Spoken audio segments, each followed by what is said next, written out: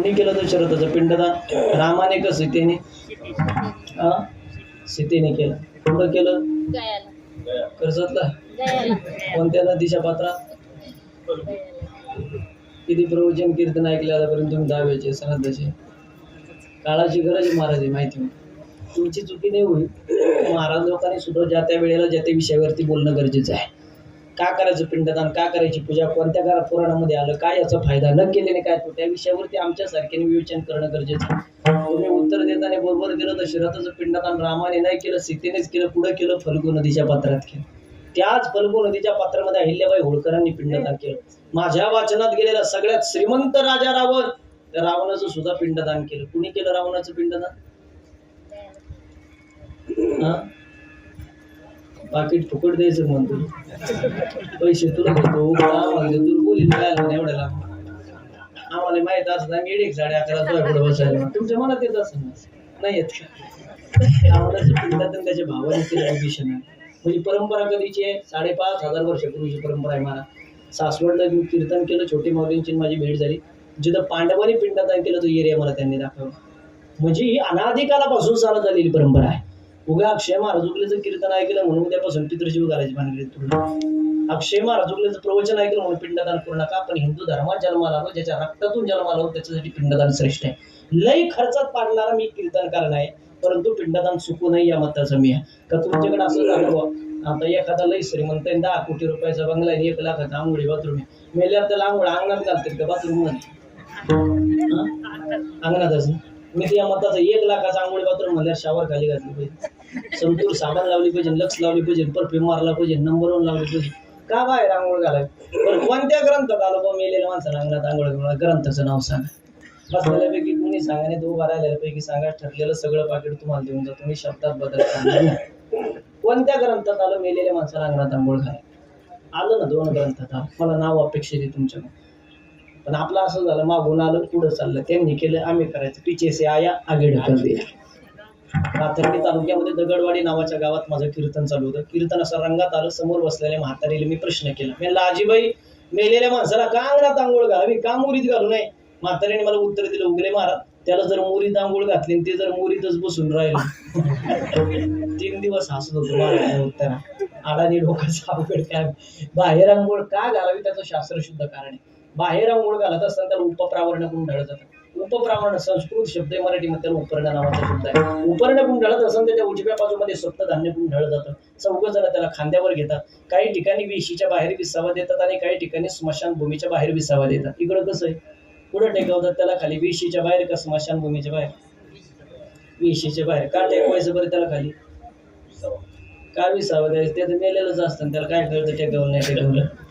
मागून आलं ना पुढं चालेल. त्यांनी केलं, आम्ही करायचं. शिरूर तालुक्यामध्ये एका राजकीय पुढाऱ्याने मला उत्तर दिलं होतं. मी म्हटलं, मेलेल्या माणसाला वेशीच्या बाहेर का खाली टेकवायचं, का विसावा द्यायचा? त्याकडे मला उत्तर दिलं, उगले महाराज, खांदेकरांना वज होऊ नये म्हणून 5 मिनिटं टेकवायचं. एक कारण आहे विषय गड्या, त्याला खाली टेकवल्यानंतर त्याच्या उजव्या बाजूमध्ये सप्तधान्य गुंडाळलेलं असतं. ते अर्धधान्य वेशीच्या बाहेर टाकून द्यायचं. का टाकायचं? ज्या गावाचं आपण आयुष्यभर खाल्लं त्या गावाचं काहीतरी देणं लागतं. ते जीवाचं पहिलं श्राद्ध तिथं होतं, अन्नधान्य श्राद्ध विसाव्याचं पहिलं कारण. काही ठिकाणी धान्य टाकतात, काही ठिकाणी बाजरीच्या भाकरीचा तुकडा, काही ठिकाणी तांदूळ, काही ठिकाणी भात टाकतात. तुमच्याकडे काय टाकतात? हे विसाव्याचं कारण लक्षात ठेवा. 4 जणांनी खांद्यावर घेतल्यानंतर स्मशानभूमीमध्ये घेऊन गेल्यानंतर त्याच्या मुलाच्या हाताने अग्नी दिल्या जातो. अग्नी दिल्यानंतर किती चक्रा मारल्या जातात घागर घेऊन? 3 चक्रा मारत असताना घागरीला 3 छिद्र पाडले जातात. त्या 3 छिद्राचं नाव काय? तुमच्याकडे माणसंच मेले नाही, मस्त मेले बाबा. पण हे कोणी सांगितलं? सांगाय करता दाबाची इच्छा होती. तुम्ही एकदा या आमच्या चिंचू 27 टायमाला सर तुम्ही मला आमंत्रित केलं होतं. तेही कीर्तन गोड झालं. मला आई बाबांनी सांगितलं, मला जी काळाची गरज होती. उगं पैसा खर्च करायचा, उगं आपल्याला माहिती नसलेल्या गोष्टीवरती टीका टिप्पणी करणारे लोक भरपूर आहे. मी या मताचा आहे, माणसाची श्रवण भक्ती चांगली पाहिजे, माणसाने वाचन केलं पाहिजे. बरं नाही तुम्हाला 3 छिद्राचे नाव माहिती, विषय सोडा. घागरीला छिद्र खालून वर पाडावे का वरून खाली पाडा? वरून खाली. असं कोणी सांगितलं? मागून आल पुढे त्यांनी केलं. आम्ही करुण पुराणाचा 8 भाग त्याच्याकडे शिकवतो. छिद्र पाडा त्यांनी खालून वर पाडा. पण खालून वर पाडायला गेलं तर घागरीतलं पाणी लवकर गळून जातं, म्हणून आपल्याकडे वरून खाली चालू आलं. महाराज पुढे लोता लक्षात ठेवू नका. काय सांगतो घरी घेऊन जा. पहिल्या चित्राचं नाव रस, दुसऱ्या चित्राचं नाव तम, तिसऱ्या चित्राचं नाव गुण. पुरावा ज्ञानोबाचा हरिपाठ नावाचा ग्रंथ. प्रमाण 7, 5, 3 दशकांचा मेळा. एकतत्वी कळा. 3 प्रकारचे गुण ज्ञानोबा म्हणतात. राजस, तामस आणि सद्वे. पहिलं चित्र पडलं आत्मात्मध्ये गेला, दुसरं पडलं आत्मा बाहेर आला, तिसरं पडलं आत्मात्मध्ये गेला. 3 चक्रा मारल्यानंतर जुने लोक सांगतात घागर पाठीमागं टाकून दे. त्याचा भुगवटा केला जातो का घागर तशीच ठेवली जाते. भुगवटा का करायचा? भुगवटा नाही माहिती समजा तुम्हाला. बोंब मारल्या जाते. घरी निघाल्यानंतर जुना माणूस त्याच्या हाताला पकडतो आणि जुना माणूस सांगतो आता पाठीमागं पाहू नको. का नाही पाहायचं पाठीमाग? मेलेली माणसं दिसतात ते आपल्या मागे येतात का? काहीच माहित नाही तुम्हाला. जेवायला काय केलं? जेवण जाऊन आता 1 मिनिटात महत्वाचं बोलतो. श्रीमंत लोक जी भिकारी झाली त्याचं खरं कारण सांगतो. आता तुम्ही सगळे माझे पाहुणे म्हणून मी एवढं उघड बोलतोय. आपल्या याच्यात जास्त आहे आणि थोडा स्पष्ट वक्ता कीर्तनकार आहे. श्रीमंत लोक जी भिकारी झाले त्याचं खरं कारण आहे. मी जर एखाद्याच्या घरी बसलो, लोक मला म्हणतात उगले महाराज लय श्रीमंत होता. 500-500 एकर जमिनी होत्या, 100-100 मजूर दररोज कामाला जायचे, पण आज खायला दाणा राहिला नाही त्या माणसं. श्रीमंत लोक गरीब कशामुळे त्याचं खरं कारण आहे. पाठीमागं पाहू नको त्याचं कारण आहे. त्या जीवाचा तुझा संबंध तोडून टाक. जोडायच्या भानगडीत पडू नको. संबंध जोडणे म्हणजे काय? तोडणे म्हणजे काय? संबंध जोडणे म्हणजे मेलेल्या माणसाच्या प्रित्यर्थ आपल्या दारासमोर त्याच्या नावाचं थडगं किंवा समाधी बांधणे. आई बापाच्या आजी आजोबाच्या हस्ते त्याच्यामध्ये ठेवण्याला संबंध जोडणे म्हणतात. थडगं कळतं माता भगिनी तुम्हाला? पुरुष मंडळी थडगं कळतं. पाया फिरवून ते संबंध जोडायच्या भानगडीत पडू नका. ज्याने आपल्या दारासमोर थडगं बांधलं, ज्याने आपल्या शेतामध्ये थडगं बांधलं, आई बापाच्या आजी आजोबाच्या हस्ते त्याच्यामध्ये ठेवल्या. थडग्याचं शास्त्र आहे, थडग्याचा विधी आहे. त्याला 2 टाइम दिवाण, 1 टाइम नैवेद्य पाहिजे म्हणजे पाहिजेच. आणि 12 वर्ष जर थडग्याच्या वहेलना जर झाली तर ते घर फिरवायला कारणीभूत आहे. तुम्ही माझ्या बरोबर चला सोन आहे बघा, नावानिशी घर दाखवतो. 15 वर्षापूर्वी ज्यांच्याकडे जागीर होती, फुकीर होती, पाटील होती, रुबाब होता, कोणी आईबाप गेल्यानंतर दारासमोर थडगे बांधले, कोणी आजी आजोबा गेल्यानंतर शेतामध्ये थडगे बांधले. आई बापाच्या आजी आजोबाच्या हस्ते त्याच्यामध्ये ठेवल्या. 12 वर्ष दिवा नाही, 12 वर्ष नैवेद्य नाही. 15 वर्षापूर्वी ज्यांच्याकडे जागीर फुकीरी पाटील होती, 2019-20 ते लोकांच्या कपाशीतला काँग्रेस उपटायला जातात. त्याला पितृदोष म्हणतात. जेवढा सोपा तेवढा उघड आहे. अक्षय महाराज उगले तुम्हाला सांगितलं माता भगिनी. घरी गेल्यानंतर तुम्ही थडगं बांधलेलं असलं, उद्यापासून दिवा द्याल, त्याच्यामध्ये हस्ते ठेवलेले असेल, परवा दिवशीपासून तुम्ही नैवेद्य द्याल. तुमचे पोरं करतील याचं काय भरोसा? बरं तुमचे पोरं संस्कारी असले तर ते करतील, तुमचे नातू करतील याचं काय भरोसा? हस्ती नावाची अशी गोष्ट आहे, 13 दिवसाच्या आत वाहत्या पाण्यात सोडावे, हस्ते घरात ठेवू नये. आता तुम्ही सगळे हुशार म्हणून सोपा प्रश्न करतो. हस्ती पवित्र का अपवित्र?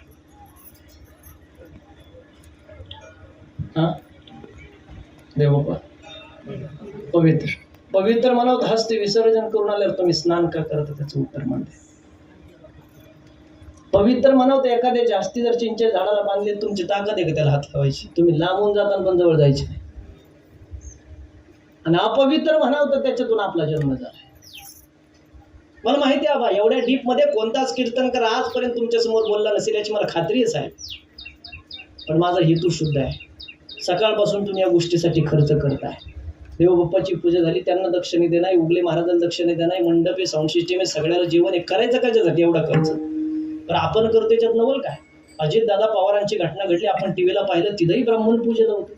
मोठे लोकही करतात, आपणही करतो. मग करायचा कशासाठी असा माझा प्रश्न आहे. ऐका, जे लोक याला मानतात त्यांनी कान उघडे करून ऐका, जे मानत नाही त्यांनी कीर्तन नंतर माझी भेट घ्या. अक्षय महाराज उगले धर्मावर नितांत प्रेम करणारा कीर्तनकार आहे.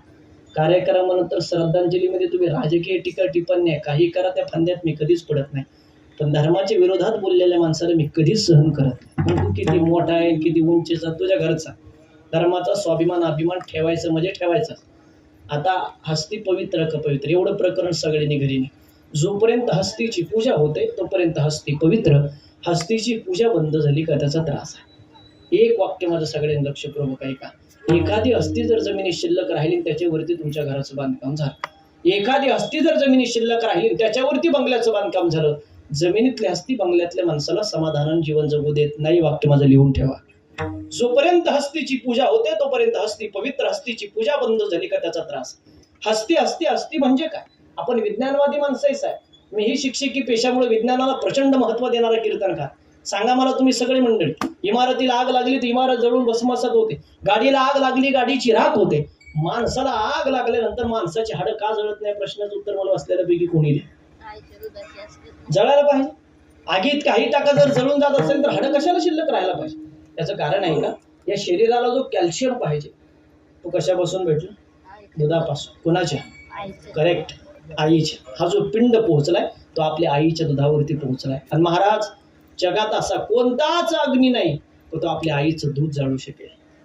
आपल्या आईच्या दुधावरती कुणी मलमूत्र विसर्जन करू नये, त्याला कुणी पायदळी तुडू नये म्हणून त्याला उचलायचंय, गुणित पोत्यात भरायचं, गंगेला नेहून टाकायचं. त्याला शॉर्टकट मध्ये सावडणे म्हणतात. लक्षात राहील. मी हजारो वेळेस तुमच्या कर्जत तालुक्यामध्ये प्रबोधन करत असताना राजकीय लोकांचे कान टोचायचे काम केले. त्याही बिचारी लोकांनी माझं ऐकलं. मी त्यांना सांगितलं गावच्या स्मशानभूमी चांगल्या करा आणि शक्यतो आपल्या आई वडिलांचा आजी आजोबांचा विधी स्मशानभूमीतच करा. आणि हे काय लोक अजून ऐकायला तयार नाहीत. लोक म्हणतात 25-30 एकर क्षेत्र आमच्या आईबापाने आमच्यासाठी कमवून ठेवलंय. आमच्या दारासमोर बंगल्यासमोर आईसाहेबाचा विधी झाला पाहिजे. ऐक बबड्या, आता तुझ्या बंगल्यासमोर तुझ्या दारासमोर तू जर आईसाहेबाचा विधी करत असेल, ज्या जागेवरती आईसाहेबाचा विधी केला 13 दिवसानंतर त्या जागेवरती जर तू नांगर घालत असेल तरी पाप तुझ्या अख्ख्या खानदानाला भोगावं लागेल. सगळ्याच हस्ती उचलून तुम्ही गंगेला नेऊन टाकू शकत नाही. त्याच्यातल्या काही हस्ती त्या जागेवरती शिल्लक राहिल्या 13 दिवसानंतर तुमचे नातोपंत जागेवरती जर उड्या मारत असेल आणि ते जर पायदळी येत असेल तर हे पाप तुमच्या घराण्याला भोगावंच लागेल. आपण हिंदू धर्मात जन्माला आलो साहेब. हिंदू धर्मात छोटीशी परंपरा सांगून पुढे चालतो. घरातून माणूस निघून गेला, 10वा झाला, 13वा झाला, दर महिन्याला एक पितृ जीव घालायची प्रथा आहे ना अजिबे. एक पाहुणा बोलवतो आपण पित्तर म्हणून जीव घालतो. काही ठिकाणी त्याला उपवास करू म्हणतात, काही ठिकाणी पित्तूर म्हणतात. तुमच्याकडे काय म्हणतात? कधीपर्यंत जीव घालतो तो? आजच्या दिवसापर्यंत. आजच्या दिवशी ब्राह्मणदेवा सांगतो 20व्याला नैवेद्य ठेवा, पितरांनी अगोदर जेवलं त्यांनी जेवण करू द्या, मग बाकीच्यांना जेवण करू द्या. जोपर्यंत तुमच्या घरामध्ये 1 वर्षभर पितृ जेवण करतोय, दारासमोर ज्या जागेवरती आईसाहेबांचे विधी केला ती जागा तुमच्या जी मोकळं सोडून होत असेल तर दारासमोर विधी करा, नाही तर करायच्या भानगडीत पडू नका. हजारो त्रस्त झालेली लोक येतात, तोपर्यंत काळ वेळ निघून गेलेली असते. हस्ती म्हणजे आपल्या आईचं दूध, ते आपल्यासाठी पवित्र आहे. तुमच्याकडे दुसऱ्या दिवशी सावडतात का तिसऱ्या दिवशी? दुसरं. माझं प्रॉपर गाव नेवाशा तालुक्यामध्ये जीव राहिवत, ते आमच्या परिसरात तिसऱ्या दिवशी सावडतात. वास्तव्य माझं पारनेर तालुक्यामध्ये असतं, प्रॉपर पारनेरमध्ये, त्या तालुक्यामध्ये दुसऱ्या दिवशी सावडतात. दुसरा दिवस सोडून द्या, तिसरा दिवस सोडून द्या, 10व्या दिवसावरती मी आणून घालतो. माझा वेळ संपत आला. 10वा दिवस अति महत्वाचा असतो. कोणाच्या हातात असतो? कावळ्याच्या. शेवटचा प्रश्न, कावळा शिवलेला चांगलं का नाही शिवलेलं? शिवलेलं. कोण सांगितलं शिवलेलं? लोक म्हणतात ना, ते लोकच सापडा मालगुड. मी मॅपला पाहिले सगळे झाले, ते लोकच सापडा मालगुड. हा शिवलेला चांगलं 2 ग्रंथात आलं, पण मग जिथं शिवत नाही ते लोक मोक्षाला जात नाही. ज्यांनी पूजा केली तुम्ही त्यांच्याकडे पाहू नका. महाराज असे अनेक आहे. ब्राह्मणदेवा माझी मित्र परिवार आहे, पूजा करून अक्षय महाराज उगल्याच्या समोर कीर्तनाला बसतात. ते आमच्या मैत्रीच नातं. 2 गोष्टी कोणाकडून तरी ऐकायला भेटतात महाराज. त्याच्यामुळे त्यांनी लवकर पूजा उरकून समजा ते बसलेत, काय हरकत नाही. सगळ्याच गोष्टी त्यांना माहिती असतील असं काही नाही, सगळ्याच गोष्टी त्यांच्या मला माहिती असेल असं काय. पण लोक जे छिद्र पाडते त्याला सुद्धा माझ्या कीर्तन नंतर टॉर्चर करते. आता ते बिचार काम करतं तर करू द्या ना बाप्पा. ऐका, फक्त माहितीचा विषय पाहिजे, ऐका. आता मग जिथं कावळा शिवत नाही ते लोक मोक्षाला जात नाही का, असा माझा प्रश्न आहे. तुमच्या कर्जत तालुक्यात आतापर्यंत मी 52 गावात कार्यक्रम केले. मी तुम्हाला 22 गावं दाखवली जे तुझ्या काचस्पर्श होत नाही. आबा पारनेर तालुक्यात या पट्ट्याचा रेकॉर्ड ब्रेक आहे. असं गाव राहिलं नाही माझं कीर्तन झालं. 133 गावात कार्यक्रम झाले, 38 गावात कावळा शिवत नाही. श्रीगोंदा तालुक्यात 27 गावात काचस्पर्श होत नाही. अहिल्यानगर जिल्ह्यात 168 गावं परफेक्ट दाखवून देतो. जिथं 1 तास नाही 4 तास हा जोड मात्र कावळा खाली येत नाही, त्या गावातले लोक मोक्षाला जात नाही. मध्ये इंस्टाग्रामला एका गावामध्ये जिवंत माणसाचा दावा केला, तिथं काकस्पर्श झाला म्हणून तो व्हिडिओ भरपूर व्हायरल झाला. बरोबर आहे. त्या गावात जाऊन उत्तर दिलं महाराज. पुणे जिल्ह्यामध्ये घटना घडली होती, त्याच्या गावात जाऊन उत्तर दिलं. त्याला फोकस द्याय करता काही करायला लागले लोक महाराज. म्हटलं मला एका प्रश्नाचं उत्तर द्या. त्याला नाही देता आलं, तुम्ही पण मला द्या बसलेल्या पैकी. हजारो दहावेचे कीर्तन प्रवचन तुम्ही ऐकले, मीही केले. सांगा, ज्ञानोबाने 750 वर्षापूर्वी पक्ष्यांचा राजा मोर असताना मोराला अभंग नाही लिहिला. अभंग लिहिला पहिलं तोगे कौ कोकत आहे शकून सांगे माय. का बरं? त्याच्या मग काहीतरी कारण असेल. त्याचं कारण ऐका. आता मी एकच प्रश्न केला. ठीक आहे म्हटलं, तुम्ही जिवंत माणसाचं केला आणि गेलेल्या तर काक स्पर्श का होतो त्याचे कारण वेगवेगळे. त्याला शाप का दिलेला आहे काय त्या अध्यात्म भाषेत मी जात नाही. थोडंसं मला एका प्रश्नाचं उत्तर द्या म्हटलं. आता समजा तुम्ही दहाव्याचं प्रवचन ऐकत असताना दहाव्याचं पिंडदानाचं विधी संपन्न होतं, ब्राह्मणाच्या मुखार बिंद्यातून वेदांच्या रुचांचं गायर बाहेर पडत असताना ज्यावेळेस विधी समाप्त झाला, पिंडदानाचा विधी चालू असताना त्या झाडाच्या वरतून तुम्हाला हजारो पशु पक्षी इकडून तिकडून जाताना दिसतील, पण पिंडाभोवती उतरताना तुम्हाला फक्त कावळा नावाचाच पक्षी दिसेल. तुम्ही कधी पिंडाला पोपट शोधताना पाहिला का? पिंडाला कधी चिमणी शोधताना पाहिली का? मग बाकीचे पक्षी झाडावरून पिंडापाशी उतरत नाहीत, फक्त कावळाच काय उतरते या प्रश्नात मला उत्तर दे म्हटलं. नाही देता आलं महाराज. माऊली ज्ञानोबारांनी अभंग लिहिला म्हणजे त्याच्या मागे 6 कारण आहेत. कावळ्यावरती अभंग लिहिल्याचं काहीतरी कारण असेल, पण आपण सायंटिफिक रिझन त्याचा कधीच अभ्यास करत नाही. उचलली जीभ का लावली टाळ्याला टीका टिप्पणी करायचं म्हणून आपण त्याच्यावरती बोलत चालू. कावळ्याचं किती मोठं महत्व आहे आपल्यासाठी कलियुगामध्ये त्याचा कधीतरी अभ्यास करा. पण लोक 10 पटीने आमच्यापेक्षा पुढे आहेत. काय प्रश्न विचारेल सांगता येत नाही. मग हे दादा लांडगेंनी माझं कीर्तन घेतलं पिंपरी चिंचवडला. कीर्तन संपलं आणि एक ॲडव्होकेट माणूस माझ्या भेटीला आला. माझ्या शेजारी खुर्ची टाकून बसला. मला म्हणे उगले महाराज 63 वर्ष वय म्हणे माझं. म्हणलं बरं तुमचं किती आहे? म्हटलं रनिंग 27-28 चालू आहे बाबा. मला म्हणे 63 वर्ष वयात आजपर्यंत मी कधीच कोणाचा फॅन झालो नाही गड्या, पण 2च तास तुमचं कीर्तन ऐकलं, आपण तुमच्या विचारांचं फॅन आहे, माफी मागून एखादा प्रश्न विचारू. आता म्हटलं फॅन मानल्यावर काय हरकती विचार आहे. आणि आम्हाला महाराज त्यांनी प्रश्न कसा विचारला मग तुम्हाला त्याची हुशारी कळेल. म्हटलं विचारा बाबा. मला म्हणे अनेक कीर्तनकार सांगायला लागले घरातून माणूस निघून गेला का 10 दिवस त्याचा आत्मा घरात राहतो, 10व्या दिवशी कावळा शिवला का आत्मा पुढील प्रवासाकडे निघतो, दर महिना जीव घातला का आत्मा घरी जेवायला येतो, वर्ष श्राद्धाची पूजा झाली का आत्मा स्वर्गात प्रवास करतो. मग तो जर आत्मा आपल्याला दिसतच नाही तर त्यावर आपण विश्वास ठेवायचा कसा, यावर तुमचं वैयक्तिक मत काय उगले महाराज. प्रश्न कसा गोलमाल केला, याला हुशार म्हणता. आता हाच प्रश्न घेऊन तुम्ही सगळे माझ्या पुढे बसलेले आहेत. गंगूबाई जाऊन 1 वर्ष झालं. 1 वर्षामध्ये गंगूबाई दोन्ही पोराला दिसले नाही, 4ही मुलीला दिसले नाही, नातवाला नाही, गावकीचा आणि भावकीचा विषय तर लयला आमचा राहिला. मग म्हातारी जर 1 वर्षात कुणालाच दिसली नाही, त्या म्हातारी करता एवढा खर्च केला, मंडप शावशिरी मुगले महाराज एवढी पूजा भानगडी सगळ्यात जेवण. खरंच त्या म्हातारीचा आत्मा 1 वर्षानंतर 12:30 वाजता घराण्याला आशीर्वाद देईल का बाबा? हाच प्रश्न घेऊन तुम्ही सगळे माझ्या पुढे बसलेले. मला माहिती नाही तुम्हाला कोणत्या कीर्तनकारांनी सोल्युशन सांगितलं असेल. ओरिजिनल सोल्युशन सांगतो. आणि जे लोक याला थोताण समजतात ना, जे म्हणतात नाही केल्याने कुठं वरती पोचतं का, 10व्या ठिकाणी धूर केल्याने कुठं स्वर्गात पोचतो का, ऐका आता कान उघडे करून. गेलेला आत्मा आशीर्वाद देतो कसा प्रूफ करून देतो. चला बसलेल्यापैकी सैनिक क्षेत्रात कोणी काम केलं का? मेजर म्हणून कोणी ऐका वरती बोट करा माझ्यासाठी, एकदा जोरात टाळ्या वाजवा त्यांच्यासाठी. माझं नितांत प्रेम मारा सैनिक क्षेत्रावरती. त्याचं कारण आहे ते लोक तिथं बाउंड्रीवरती उभा आहे म्हणून आपण इथं जिवंत आहे. 1 तास त्यांना बाजूला करून पाहिजे, याच्यातलं एक जित राहायचं नाही. उपकार आहे त्या लोकांचे आपल्यावर, पण दुर्दैव आहे आपल्याला फक्त मेजर लोकांची पगार आणि पेन्सिलच दिसते, त्याच्या मागचे कष्ट दिसत नाही. 2 लोकांना कधी नाराज राहायचं नाही महाराज. जय जवान ते तिथं उभा आहे म्हणून आपण निवांत रात्री झोपतो, आणि जय किसान शेतकरी शेतात राब राबतो म्हणून पोटाला खातोय. नाही तर उगले महाराजांनी किती पैसा कमवला म्हणून पैसा नसतो खात महाराज. शेतकरी महत्वाचा आणि जवान महत्वाचा, मेजर त्याला साक्षीदार आहे. त्यांच्यावरती विश्वास नसेल, उगले महाराज नसेल तर 15 मिनिटात माझं कीर्तन संपलं तर मी सांगतो तेवढे युट्यूबला सर्च करा. गेलेला आत्मा आशीर्वाद देतो कसा आहे का? गेलेला आत्मा आशीर्वाद देतो कसा आहे का? 1962 साली चीनचं युद्ध झालं महाराज. चीनचं युद्ध प्रारंभ झालं आणि जसवंत सिंग नावाचा सैनिक, नाव टिपून ठेवा जसवंत सिंग, एकट्याकडे चीनची अख्खी टोळी आणून ठेवली होती. एका टायमाला जसवंत सिंग 6 गनमधून फायरिंग करत होता, पण दुर्दैव घडलं आपले लोक फितूर झाले. 1962 साली जसवंत सिंग साहेबाला चायना बॉर्डरवर फाशी देऊन मारले. पण 1962 साली फाशी देऊन मारलेल्या जसवंत सिंग साहेबाची कहाणी ऐका. बसलेल्यापैकी कुणीही उद्या चायना बॉर्डरवर जा, नाही तर मेजर साहेबाला विचारा. 1962 साली फाशी देऊन मारलेला जसवंत सिंग आजही घोड्यावरून फिरताना सीमेचं रक्षण करताना आपल्या सैनिकांना दिसतो महाराज. साहेब याच्यात नवल नाहीये. 1962 साली आपल्यातून निघून गेलेल्या जसवंत सिंग साहेबाची पेन्शन सरकारने आज तारखेपर्यंत चालू ठेवली. याच्या पुढे बोलू थोडंसं. दर 4 महिन्याला रेल्वेचं तिकीट बुकिंग असतं जसवंत सिंग साहेबाचं. कधी गेलेत आपल्यातून?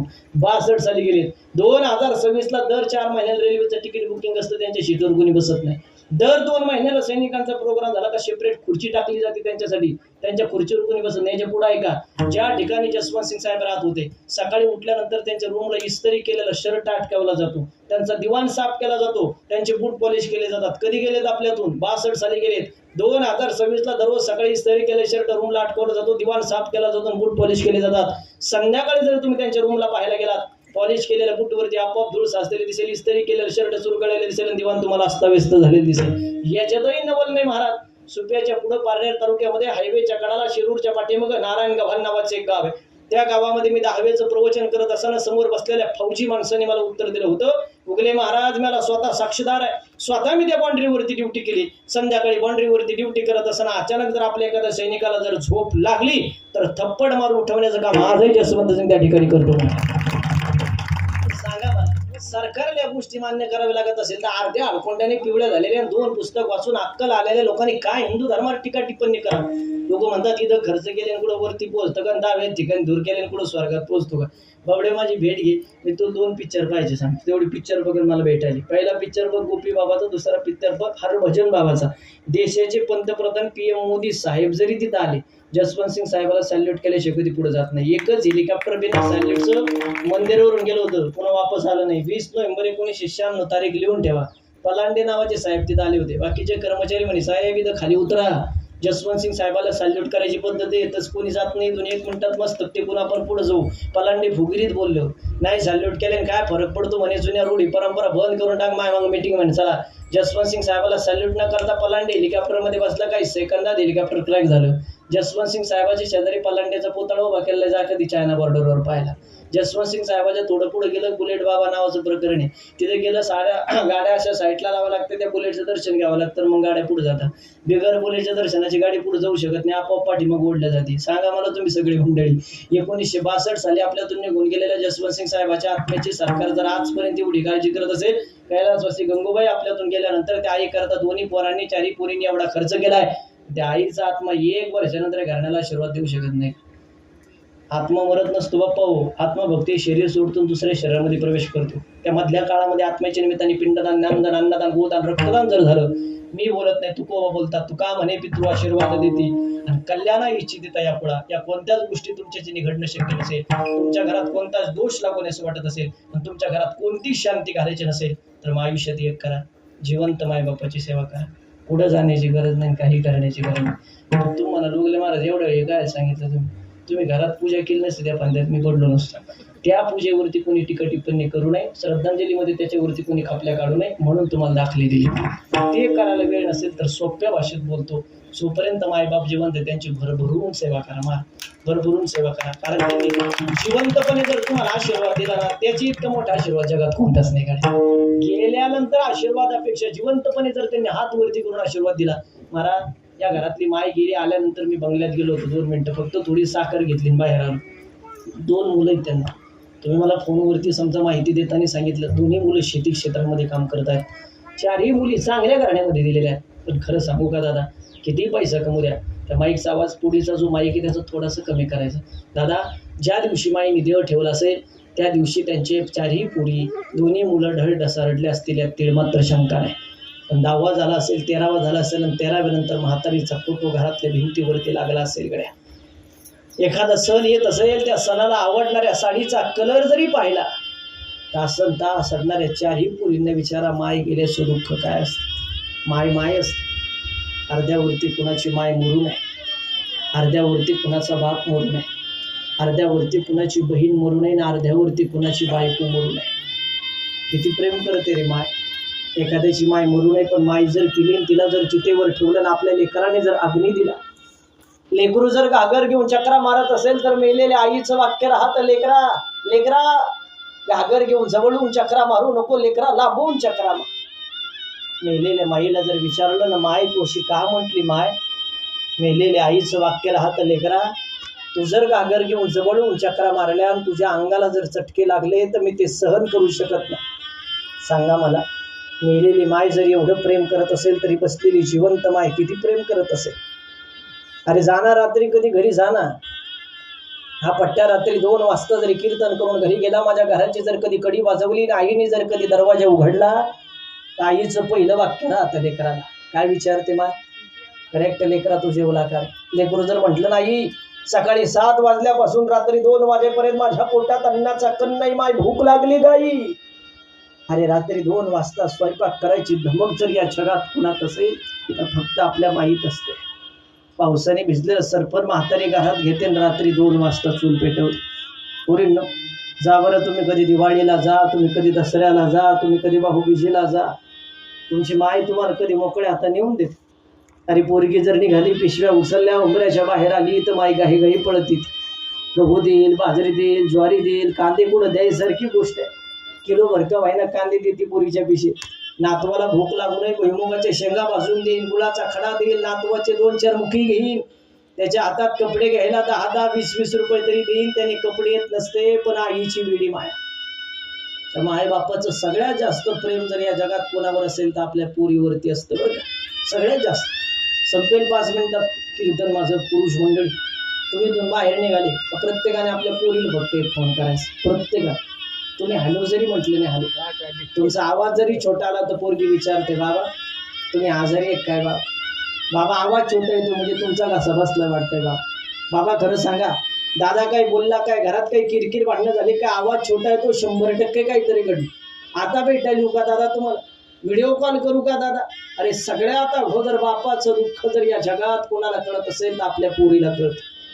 10 लाखाचं कर्ज बापाच्या डोक्यावरती असू द्या रे, मी बापाला रडताना अजून पाहिलं नाही, पण बाप आयुष्यात एकदाच रडतो फक्त. कधी? करेक्टच्या दिवशी आपल्या पोरीला पाहुणे पाहायला येतात ना, हॉलमध्ये जर पाहुणे प्रश्न विचारित असेल, उभे आयुष्यात बापाने कधी पांडुरंगाचं तोंड पाहिलं नाही, तो बाप देवघराच्या समोर जातो, देवाला दंडवत घालतो, बापाच्या मुखात वाक्य असतो, देवा तुझ्या भरोशावर पोरगी त्या घरात देत. मला माहिती नाही पाहुणे कसे आहे, मला माहिती नाही स्वभाव कसा आहे, उद्या काही बरं वाईट झालं त्याला जबाबदार तू राहशील देवा. ऐका ना दादा, पाहुणे निघून जातात, संध्याकाळी पाहुण्याचा फोन येतो, पाटील तुमची पोरगी गोडे दिसायला पसंत आहे, तयारीला लागा. बापाच्या पायाखालची जमीन सरकते, डोक्यावरचं आकाश फाटतं, आनंद तेवढा, दुःख तेवढं झालेलं असतं का? मला बाबा म्हणून आवाज देणारी काळजाचा तुकडा 1 महिन्याने मला सोडून जाईल. कोण मला विचारण बाबा चहा करून देऊ का? कोण मला विचारण बाबा गोळी घेतली का? पोरीच्या लग्नाकरता मंडपवाल्याच्या पाया पडणारा बापच असतो महाराज.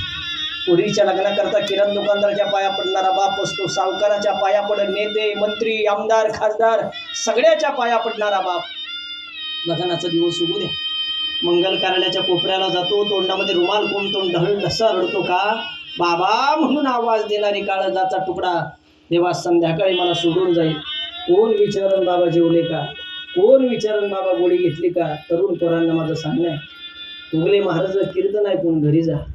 तुमचा बाप जिवंत असेल त्याच्या बाहेर एकदा डोकं ठेवा, त्याला कडकडून मिठी मार. बाप म्हणून काय बदल झाला बापोरा? अरे कोंबडी फाटेपर्यंत आपल्यासाठी काम करणारा बाप असतो, चप्पल झिजेपर्यंत आपल्यासाठी काम करणारा बाप असतो. त्याला जिवंतपणे समाधानी ठेवा. तुमच्याकडे बुलेट गाडी असेल ना पोरांनो, त्या बुलेट गाडीवर पाठीमागं बापाला बसवा, त्या म्हणा खांद्यावरती हात टाक. त्या हाताची किंमत बाप गेल्यानंतर तुम्हाला कळेल. बापाचं हसणं रेकॉर्ड करून घ्या, बापाचं बोलणं रेकॉर्ड करून घ्या. हजारो लोक आईबाप गेल्यानंतर मी ढळ ढसा रडताना पाहिले म्हणून तुमच्या समोर बोलतोय. बसलेल्यापैकी पुरुष मंडळी, तुम्ही भाऊ असाल, पैसा कमी कमावा पण एका विचाराने. तुम्ही भाऊ घराने वेगळे राहा, काय हरकत नाही, चुलीने वेगळे राहा, काय हरकत नाही, विचाराने एकत्र राहा. 2 भावाला एका ताटात जेवताना पाहिलं तर माय बापाचं 10 वर्षाचं आयुष्य वाढतं. ह्याच 2 भावाला दिवसभर भांडणं करताना पाहिलं तर माई बाप 10 वर्ष लवकर मरतील. वस्तुस्थिती आहे. आता बघेन तुम्ही माझ्या आईसारख्या, बहिणीसारख्या. तुमचा भाऊ एखाद्या ठिकाणी चुकला असेल, त्याची चूक पदरात घ्या, बोला त्याच्याबरोबर. अरे सत्ता संपत्तीवरून भाऊ बहीण एकमेक संग बोलायला तयार नाही. मेल्यानंतर आपल्याला पुळकं येतो, पण जिवंतपणी कोणी कोणाला समजावून घेत नाही. का बोलायचं भावाबरोबर सांगू? ज्या ठिकाणी आबा मी पारनेरमध्ये राहतो, माझ्या शेजारी माझा जिवलग मित्र एक सोन्या, त्याच्या बहिणीचं लग्न झालं आणि लग्नानंतर त्याच्या बहिणीला आम्ही दररोज चिडवायचो. त्याला म्हणायचो, सोन्यानं तुझं लग्न छोटं केलं, आम्ही सोन्याचं लग्न मोठं करणार, हत्ती बोलवणार, घोडे बोलवणार, 100 महाराज लोक येणार. महाराजाचा दिवस नाही व त्या पुरीला आम्ही टोमना दिला नाही. पण त्याची बहीण आणि माझी बहीण काय वेगळी नाही. पुरीने आपलं हसावं, खाली मान घालावी, निघून जावं. पण दुर्दैव घडलं, सोन्याचा अपघात झाला आणि सोन्या जागेवरती गेला. त्यांच्या घरच्यांनी मला घाईघाई फोन केला, उगले महाराज अशी अशी घटना घडली, सोन्या जागेवर गेला, तुमची बहीण नगर कॉलेजला पेपरला गेली, तुमच्या पाया पडते, तुमच्या गाडीत तिला घेऊन या. घटना वाईट होती रे खूप. 2 मित्र गाडीत घेतले, नगर कॉलेजच्या गेटवरती गाडी आणून उभा केली. पोरांना म्हटलं काय घडलं तिला सांगू नका. पेपर संपला, पोरगी गेटवरती आली, माझ्या गाडीचा नंबर पाहिला. अरे उगले महाराजाची गाडी दिसते.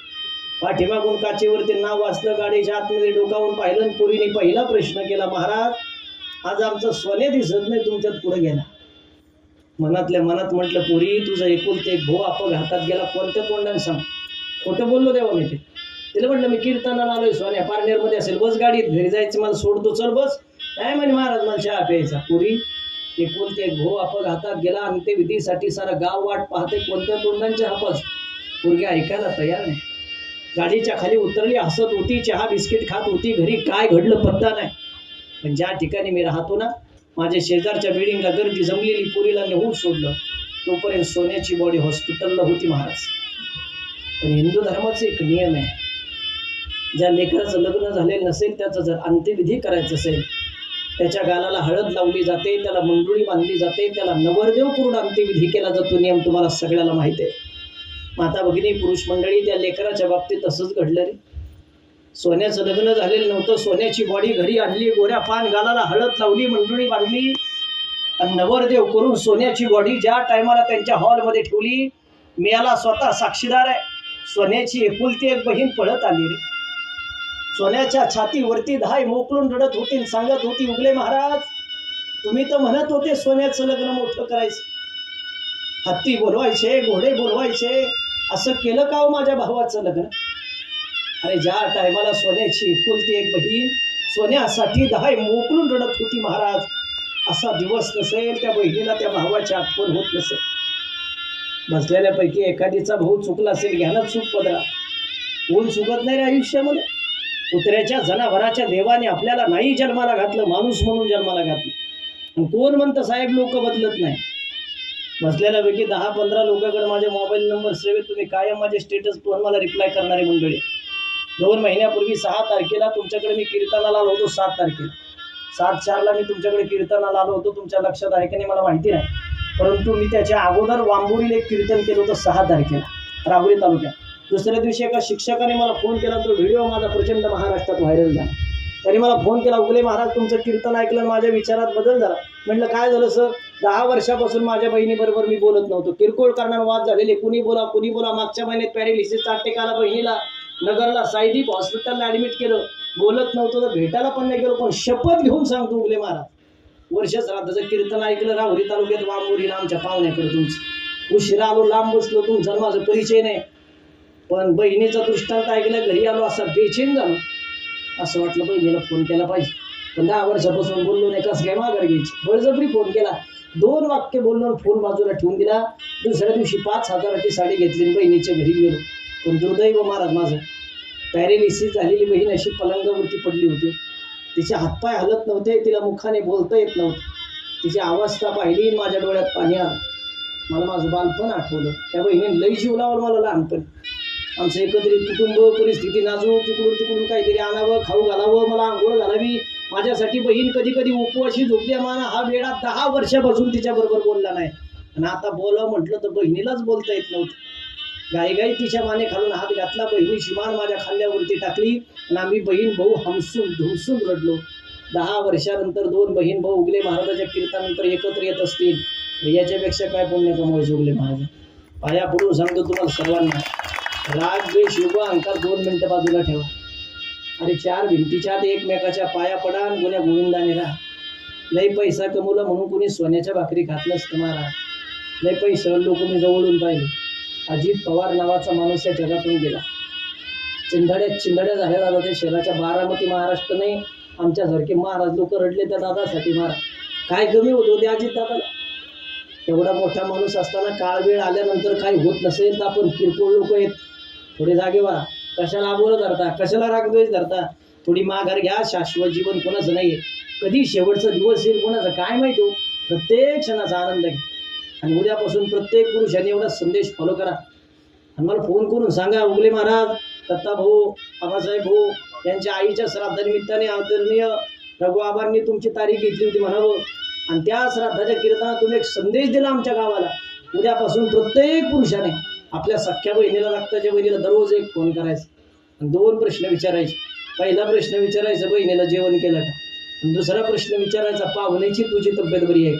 बिचाऱ्या बहिणीला मरेपर्यंत इच्छा असते माझ्या भावाने 2 शब्द माझ्या संग प्रेमाने बोला. कड्या तुमचं जर ॲक्सिडेंट झाला ना, अपघात, माय बापानंतर पहिल्यांदा पैसे घेऊन पळत येणार जर या जगात कोण असेल तर आपली रक्ताची बहीणच असते.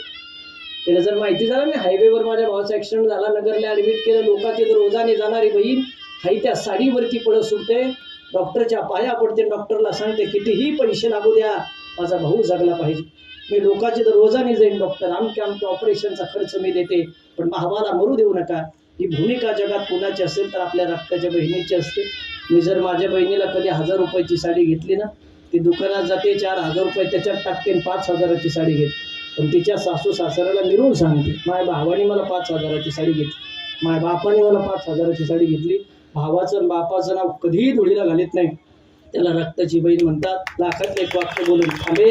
मुक्ताबाई सारखी बहीण जर या जगात जन्माला आली नसती ना गड्या, या अनोबा नावाचे संत आपल्याला कदापि दिसले नसते. माझं सांगणे उजव्या हाताला माय असावी, डाव्या हाताला बहीण असावी, या दोन्हीचा आशीर्वाद तुमच्या पाठीशी असेल तर जगाचा बाप दुःख देत नाही. कुटुंब व्यवस्था थोडी सांभाळ, एवढा संदेश माझा घरी नाही. 12:05 झाली, वेळ माझी संपलाय. तुमच्या सर्वांच्या डोळ्यात पाणी आलं. माता भगिनी पुरुष मंडळी, मी दिलगिरी व्यक्त करेन, रडवण्याचा उद्देश नाही, पण बसलेल्यापैकी कुणी कोणाबरोबर भांडणं केली असेल, वाद घातले असेल, एकमेकांसंग बोलत नसा, उगले महाराजा संदेश जा त्याची माफी माग. काय नाही, 4 भिंतीच्यात पाया पडल्याने काय फरक पडत नाही. राग द्वेष अहंकारासाठी नरदेह नाहीये. प्रत्येक क्षणाचा आनंद घ्या. प्रवचन असेल, दहाव्याचं कीर्तन असेल, श्राद्धाचं सप्ताह असेल, काला असेल, ज्या ज्या तरुण पोरांनी माझा हा मायबापाचा प्रसंग ऐकला, मी म्हाताऱ्या लोकांसाठी जास्त कीर्तन प्रवचन करत नाही. पारनेर तालुक्यात मी 5,500 पोरांचं ग्रुप बनवलं. व्यसनापासून पोरांनी लांब राहायच्यासाठी माझा तो ग्रुप आहे. ज्या ज्या तरुणांनी मायबापाचा प्रसंग ऐकला, 80-85 पोरांची यादी महाराज माझ्याकडं. मायबापातून वाहिली राहणारी पोरं सुद्धा मायबापात राहायला गेली. याच्यापेक्षा काय सार्थक लागा.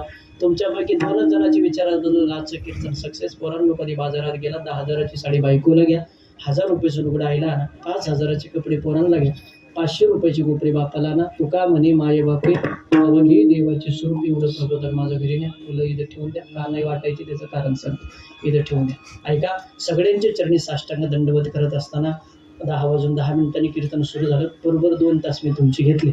मी 9:30ला आलो होतो, पण ठीक आहे, काही कारणास्तव तुम्ही उशिरा चालू केलं तर सगळ्याला ऐकायला भेटलं, हे चांगले झालं. लवकर संपलं असतं तरी बावणी मंडळीला ऐकायला भेटलं नसतं.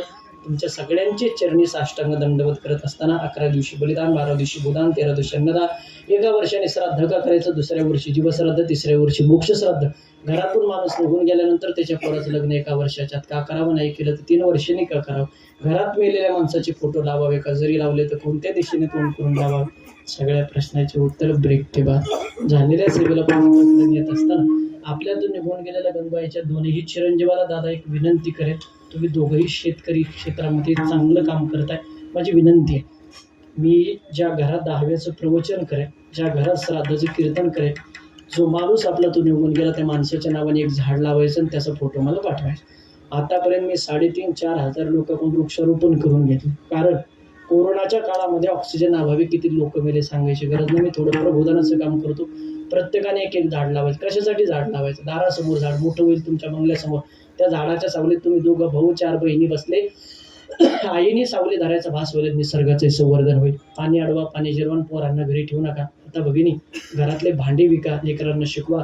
भगवान बाबा म्हणायची जमिनी विका, पोरांना शिका. गावागावात ज्येष्ठ श्रेष्ठ एकत्र या. तुम्हाला थोडं वाक्य खटकन पण बोलतो. गावागावात ज्येष्ठ श्रेष्ठ एकत्र या. वाड्या वस्त्यावरती एखादं मंदिर कमी बांधा. गावातल्या शाळा डिजिटल करा. पैसा खर्च करायचा, शिक्षणासाठी खर्च करा. ग्रामदैवताचे कळस सोन्याचे बसवायचे आपलं दुमत नाही, पण काही गावात गेल्या स्मशानाचे घाट 1.5 कोटी रुपयाचे जिल्हा परिषदेच्या खोल्या पडलेले हे दुर्दैव आहे. मी थोडं शिक्षणाला महत्त्व देणारं कीर्तनकार. आणि योगायोगाने आमच्या तालुक्यात कधी आला, शनी शिंगणापूर देवगडच्या जवळ म्हणजे माझं गाव आहे जेऊर हैवत्ती म्हणून. वास्तव्य जरी पारनेर शहरात असेल, इकडं पुढं जरी आलो मी, तुम्ही त्या पट्ट्यात कधी आलात, जिथे भेटेल तिथं 2 शब्द प्रेमाने बोला. उगले महाराज, अक्षय महाराज तुमचं प्रवचन कीर्तन इथे ऐकलं, तेच 2 शब्द बरोबर येतात नाही. तुम्ही किती पैसे कमवले, मी किती बँक बॅलन्स कमवला, मेल्यावर कुणी बांधून येत नाही. ती प्रथा अजून चालू झालेली नाही, ती प्रथा चालू पण होणार नाही. त्याच्यामुळे 2 शब्द प्रेमाने बोला, एवढी अपेक्षा ठिकाणी व्यक्त करतो. ज्या दादांनी गोड साऊंड सिस्टीम दिली, दादा करता जोरात एकदा सगळ्यांनी टाळ्या वाजवा. मनपूर्वक धन्यवाद. गाणारे मंडळी अतिशय सुंदर, तुमच्या सगळ्यांची चरणी. सकाळी संपर्क झाला तवले महाराजांचा. याच्या अगोदर नांद्याला त्यांनी एक माझं कीर्तन ऐकलं होतं, ते तशी माझे खूप फॅन आहेत, परंतु तुम्ही पण त्यांच्या गायनाचा फॅन आहे. अतिशय सुंदर देवाने आवाज दिला. आमच्या अमोलदादाचा आवाज गोड आहे. ज्यांनी विना घेतला ते असतील, आदरणीय आमचे रघुबाबा असतील. आमचे आल्यानंतर अण्णा सरांची इथं थांबणं झालं. सरांनी पहिल्यांदा मला गावात आणण्याचं काम केलं सप्ताहाच्या निमित्ताने. आल्यानंतर मी तिथं थांबलो होतो. त्यानिमित्ताने तुमचे धन्यवाद या ठिकाणी व्यक्त करतो. हार्मोनियमला साथ देणारे, मृदुंगाला साथ देणारे माझ्या समेत आलेले मृदुंग सम्राट आदरणीय अमित महाराज, त्यांचे धन्यवाद या ठिकाणी व्यक्त करतो. आणि सगळ्यांची चरणी सेवा समर्पित करत असताना तसं पाहिलं तर आबा या परिसरात माझ्यावर खूप प्रेम केलं लोकांनी. 6 महिन्यात 53,000 किलोमीटरचा प्रवास झाला, डोक्याच्या केसाला धक्काने. 30 दिवसात देवप्पा 92 कार्यक्रम झाले, रोजचे 3 टप्प्यात आले 4 होते. 27-28 रनिंग वय आता चालू आहे. अजून भरपूर प्रेम आशीर्वाद मला तुमचे सर्वांचे असाच आशीर्वाद माझ्या पाठीशी ठेवायला अशी अपेक्षा व्यक्त करतो. बेंद्रे महाराजांची माझी बऱ्याच वेळेस कीर्तनाच्या संदर्भात 4-5 वेळेस भेट झाली. ते या ठिकाणी गायनाला उपस्थित आहे, त्यांचे धन्यवाद व्यक्त करत असताना माझे सगळे शेतकऱ्यांना एक विनंती. महाराज 21-25 दिवसापूर्वी पुणे जिल्ह्यातले अनेक डॉक्टर एकत्रित आले होते. एक मीटिंग झाली, त्यांची एक सूचना आहे तुमच्यासमोर मांडून थांबतो. मी प्रबोधनाचं काम करतो म्हणून या सूचनेचं सगळ्यांनी पारायण करायचं. सध्या टेम्परेचरचं प्रमाण 40 डिग्री सेल्सिअसचं पुढे गेलं. एक विनंती माझी सर्वांना, 1 ते 5 शेतकरी वर्ग घराच्या बाहेर निघू नका. लईच इमर्जन्सी काम असेल तर. मी आता पाहिलं तुमचे 2 व्हीलरवर तुम्ही प्रवास करणारे लोक होते, कानाला सुद्धा काही बांधलेलं नव्हतं. विनंती, उन्हाच्या जळ्या जर कानातून मेंदूपर्यंत पोहोचला तर उष्माघाताचा अटॅक येण्याची दाट शक्यता आहे. आणि उष्माघाताचा अटॅकचा माणूस जास्त काळ टिकत नाही महाराज. पारनेर तालुक्यात 2 घटना घडल्या, नगर तालुक्यात 2 घडल्या आणि सकाळच्या बातम्या पहा, महाराष्ट्रात 137 घटना घडल्या. विनंती आहे, प्रवास करताना कानाला बांधून प्रवास करा. हे झालं 2 व्हीलरवाल्याकरता. 4 व्हीलरवाले, आपल्याला गाडीत बसल्या बसल्या AC लावायची घाण सवय झाली. आपण त्याच्याशिवाय जगू शकत नाही. तुमचं काय माझं काय, घरात पण माझ्या गाडीत पण, आता मी त्याशिवाय जगू शकत नाही. पण ACची तीव्रता, ज्या गावात आपल्याला जायचं त्याच्या अलीकडे 5 किलोमीटर अंतरावरती ACची तीव्रता कमी करा. काचा थोड्या खाली घ्या, मेंटेन करा तापमान. डायरेक्ट जर AC मधून तुम्ही जर खाली उतरलात आणि 40 डिग्री सेल्सिअसचं तापमान जर तुमच्या शरीराला जर मॅच नाही झालं तर तुम्हाला पॅरालिसिस येण्याची दाट शक्यता आहे. शरीराची काळजी घ्या. सुनील दत्त नावाचा एक मोठा हिरो होता, सनस्ट्रोकने गेला महाराष्ट्र. एवढा श्रीमंत असताना 38 डिग्री सेल्सिअसला बेंद्रे महाराज तो उन्हात आला, पहिल्यांदा उन्हात आला जागेवरती गेला. त्याच्यामुळे विनंती माझी, AC वापरणाऱ्यांना स्वतःची शरीराची काळजी घ्या. ज्यांनी कष्ट केले, टोपेवाली मंडळी, 15 मिनिटाला घोट पाणी पेत चालण्याच्या पुढे बोलतो, महत्वाचं वाक्य बोलतो. तुम्ही आता माझं कीर्तन ऐकून घरी गेला, घरी गेले तुम्ही बायकोला सांगता फ्रीज मधलं थंड पाणी आण, गार पाणी आण, चिड माईबा तहान गेली पाहिजे. विनंती आहे, अजून 15 दिवस तरी चांगला पाऊस पडेपर्यंत थंड पाणी पिऊ नका. सगळ्यात जास्त छाती चॉकअप जर कशाने होत असेल तर गार पाण्याने. सगळ्यात जास्त छाती चॉकअप होती चिड पाण्याने. सगळ्यात जास्त अटॅक यायचं प्रमाण ह्या दिवसात आहे. तुम्ही किती हुशार डॉक्टरची भेट घ्या एवढ्या माझ्या कीर्तनानंतर, किती पण त्याला विचारा, उगले महाराज सांगत होते खरं आहे का नाही. सगळ्यात जास्त छाती चॉकअप होती थंड पाण्याने. शास्त्र सांगते सकाळी उठल्यानंतर आतून गरम पाणी प्यावं आणि शरीरावर गार पाणी घ्यावं. पण आपण उठल्यापासून उलटे धंदे करतो. आपल्याला आंघोळीला कडक गरम पाणी लागत आणि आतून प्यायला गार लागत. शरीराचे चोचले भागवण्याकरता व्याधी वाढत चालल्या. शरीर ही श्रीमंतीने तर किती पैसा असू द्या उपयोग नाही. विनंती आहे, एका वाक्य शेवट करतो. यापा मी एवढं प्रबोधन केलं त्याचं एकच कारण, तुम्ही जित राहिले मी जित राहिलो तर एकमेकाची भेटी होती, नाही तर मी एकटाच जित राहून उपयोग नाही. तुमची पण मला गरज आहे. तुम्ही जर माझी काळजी करत असाल तर प्रबोधनाने तुमचे कान उघडणे माझं गरजेचं आहे. तुमच्या सर्वांची चरणी साष्टांग दंडवत करतो. जेव्हा यांनी शूटिंग केली त्याही दादांचे धन्यवाद या ठिकाणी व्यक्त करतो. आणि बाबा तुम्ही मला बोलवलं, खरं तारीख कमी नव्हती, तुम्ही 8 दिवस माझ्यासाठी थांबला. तुम्हाला पण माहिती आहे, नेत्यांनीही काल तुमचा आदरणीय खासदार साहेब निलेश लंके साहेबांनी तुमची आठवण काढली. त्या संदर्भात मी तुम्हाला फोन केला होता. सगळ्यात महत्त्वाची गोष्ट, कोणत्या पक्षाचा उदोदो करताना मी कीर्तन करणार, पण तुम्ही धार्मिक क्षेत्र सांभाळत असताना राजकीय क्षेत्रही सांभाळता.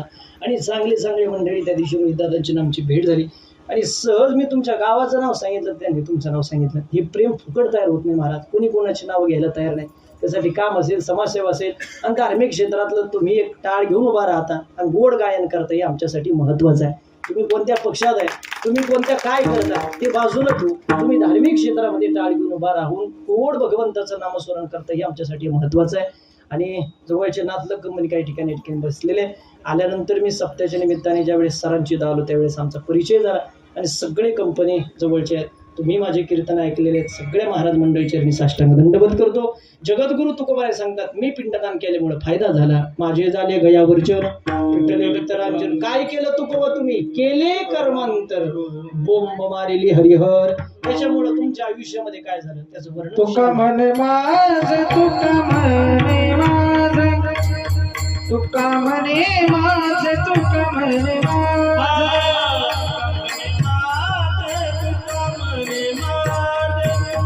तुका म्हणे माझ, तुमा सताव देवा. उतराले मोजे पार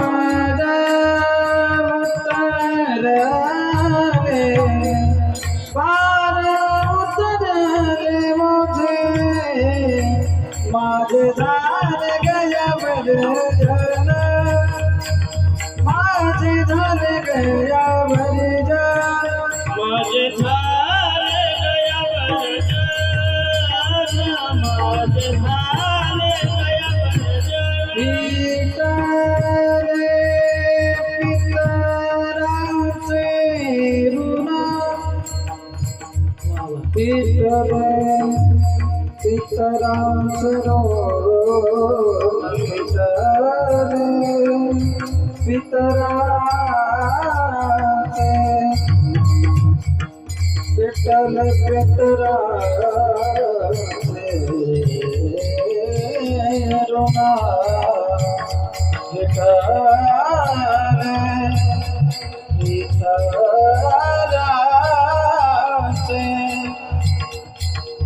पितले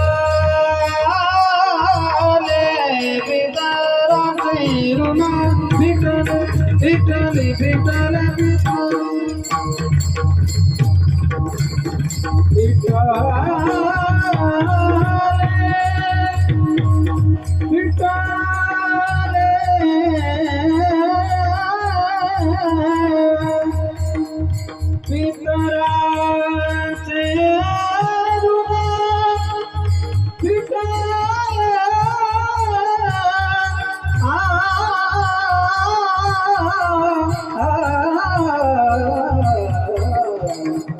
विठ्ठल मित्रांचे ऋण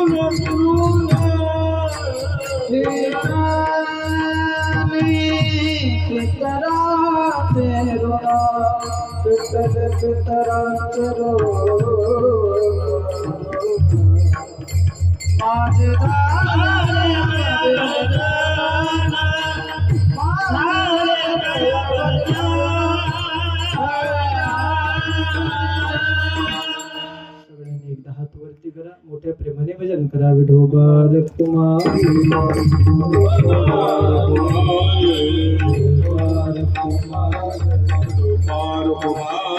ज्ञानेश्वर माऊली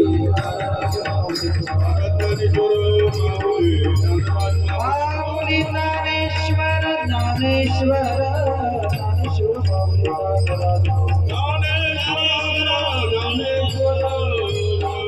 कुंडली जोरदार विठ्ठल माऊली ज्ञानेश्वर.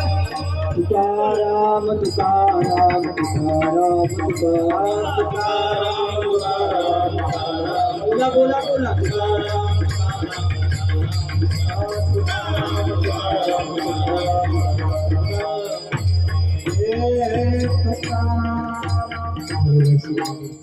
अतिशय छान भैरवी तुम्ही सगळ्यांनी गायन केले, धन्यवाद.